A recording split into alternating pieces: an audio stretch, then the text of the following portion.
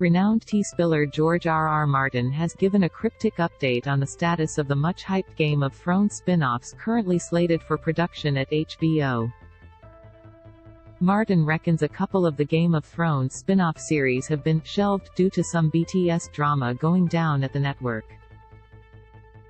To cut a long and kinda boring story short, back in April 2022, WarnerMedia, the company that owns HBO Max, merged with Discovery to create Warner Bros. Discovery. Since the merger there's been BTS changes aplenty, including big-ass budget cuts. It won't shock you that Game of Thrones spin-off series cost mucho moolah to create, so the handful of shows that were originally in the production schedule aren't set in stone anymore. Last week George R.R. Martin posted on Not a Blog, his blog that is most definitely a blog, to update fans on what he's currently working on.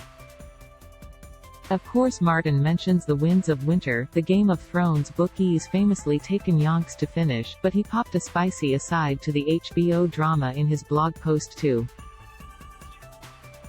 A quick refresher on the Game of Thrones spin-off series that were originally slated. The first to be greenlit was House of the Dragon, which aired its first season in 2022. There's also The Sea Snake, which was apparently the furthest along in development, according to Entertainment Weekly. If that name is familiar, we met Corlys Valerian aka The Sea Snake, Steve Toussaint, in Hot D. Kit Harington was also tapped to star in a Jon Snow sequel series, plus there was 10,000 Ships, a prequel set 1,000 years before the events of GoT about Princess Nymeria, a House Martell ancestor who founded Dorne. A series based on Martin's Tales of Dunk and Egg novellas was also in the works.